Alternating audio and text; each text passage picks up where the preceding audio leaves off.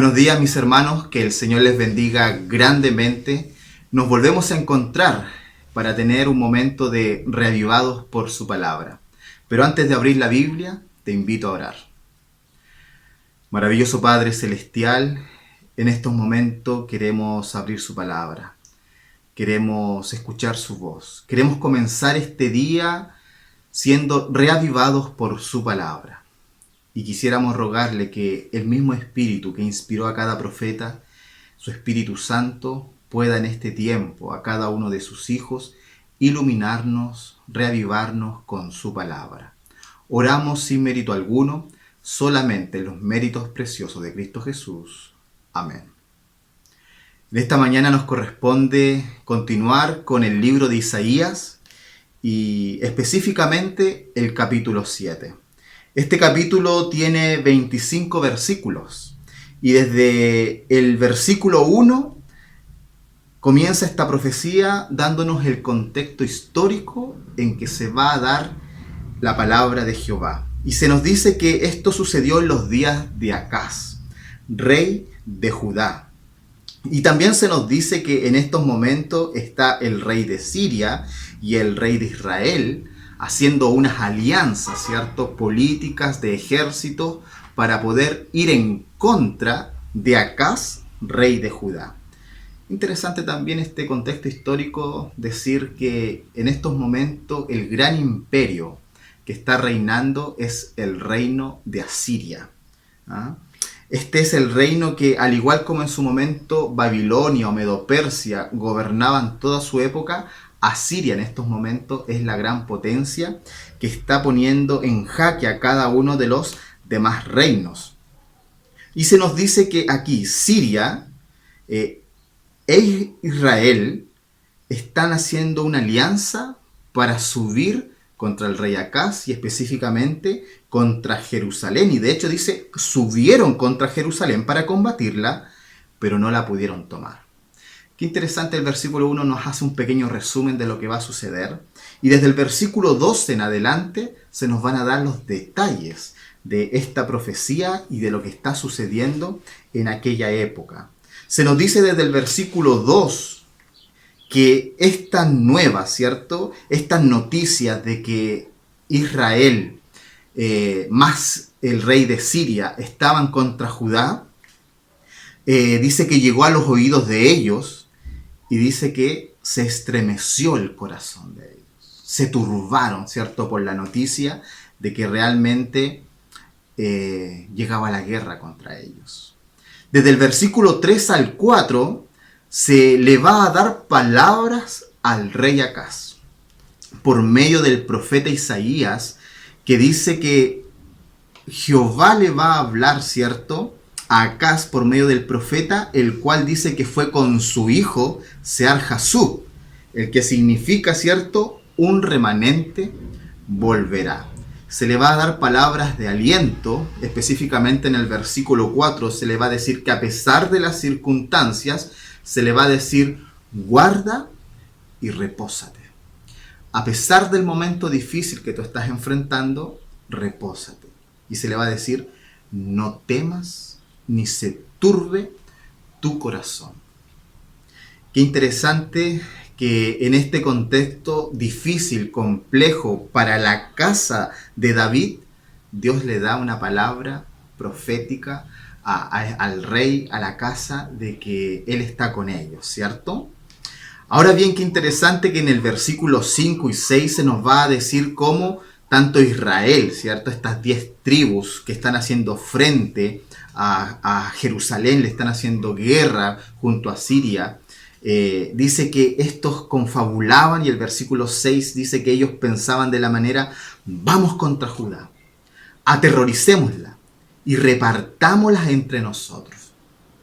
Ese es el pensamiento del enemigo, ¿cierto? Destruyamos al pueblo de Dios. Pero también se nos va a dar, ¿cierto?, la profecía desde el versículo 7 al versículo 9, de que estos no podrán vencer. De hecho, se va a decir en el versículo 7, no subsistirá ni serán estos pueblos, ¿cierto?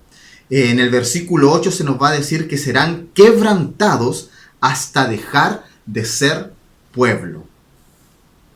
Ahora bien, versículo 9 se nos va a decir algo interesante.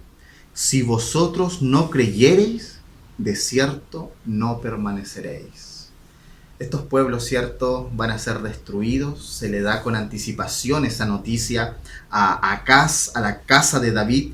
Y sabemos que en el 722 Asiria va a arrasar con las 10 tribus de Israel, ¿cierto? Lamentablemente. Desde el versículo 10 al 12 se le va a decir al rey Acaz: pide señales. Que se te fortalezca la fe en Jehová. Pide una señal para ti, para que no te atemorices, para que tú confíes en Jehová. Pide una señal. Pero qué interesante que si tú lees esto a la luz del libro de Crónicas, al libro de Reyes, el rey Acaz en estos momentos está teniendo más confianza en los ejércitos del rey asirio. Y a Siria él le va a pedir ayuda para enfrentar este conflicto. No pidió señal a Jehová, de hecho se va a decir: no pediré, no tentaré a Jehová. No era porque realmente él era un hombre piadoso, sino porque, ustedes saben, se va a decir de Acaz que fue un rey impío, un rey que hizo lo malo a los ojos de Dios, y él confiaba mayormente en los ejércitos de las alianzas políticas que tenía con Asiria. Y Dios va a tomar la iniciativa, y desde el versículo 13 al 16, Dios le va a decir: bueno, escuchen ahora, casa de David, yo mismo os daré una señal. Versículo 14. He aquí que la Virgen concebirá y dará a luz un hijo y llamará su nombre Emanuel. Esta profecía tenía un cumplimiento para los tiempos de Acaz, para los tiempos de la casa de David. Pero es interesante, ¿cierto?, que Mateo, en el Nuevo Testamento, va a tomar esta profecía y la va a aplicar al nacimiento virginal de nuestro Señor Jesucristo. Pero en los tiempos de Acaz, en los tiempos de Judá, ellos entendieron, vieron esta señal probablemente con sus ojos, y eso debía darles seguridad, confianza. Y desde el versículo 17 al 25 se nos va a decir que todo esto va a ser un momento muy complejo, tanto para Israel como específicamente para Judá. Se va a decir: Jehová hará venir sobre ti, sobre tu pueblo y sobre la casa de tu padre, días cuales nunca vinieron desde el día de Efraín. Se separó de Judá, esto es, al rey asirio. Qué interesante, mis queridos. El rey Acaz está poniendo su confianza en el rey asirio, y desde ya Dios le está diciendo: mira, donde tú estás poniendo tu confianza, él mismo va a destruir, él mismo va a hacer batallas contra el pueblo de Dios. No confíes en esta alianza, confía en Jehová. Y se le va a mostrar toda una realidad muy compleja en los versículos siguientes. Pero qué interesante que a pesar de la complejidad del versículo 21-22 nos va a decir que hay esperanza.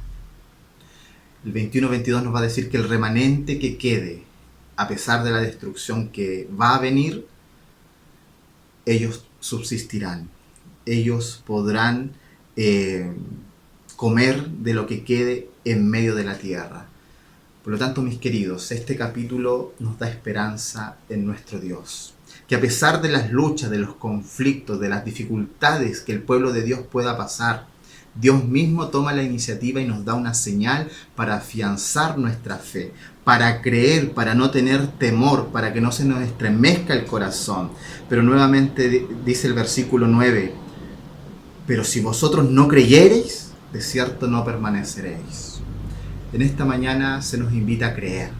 En esta mañana se nos invita a confiar en la gran señal que Dios nos ha dado, que es Cristo Jesús, Emanuel, Dios con nosotros. Por lo tanto, mis queridos, confiemos en Dios, que a pesar de las circunstancias complejas y difíciles por las que a veces podamos pasar, Dios está con nosotros. Te invito a orar. Padre Celestial, gracias porque tú en diferentes momentos de la historia le das esperanza a tu pueblo. Los afirmas, los ayudas a realmente salir adelante, con tu brazo poderoso.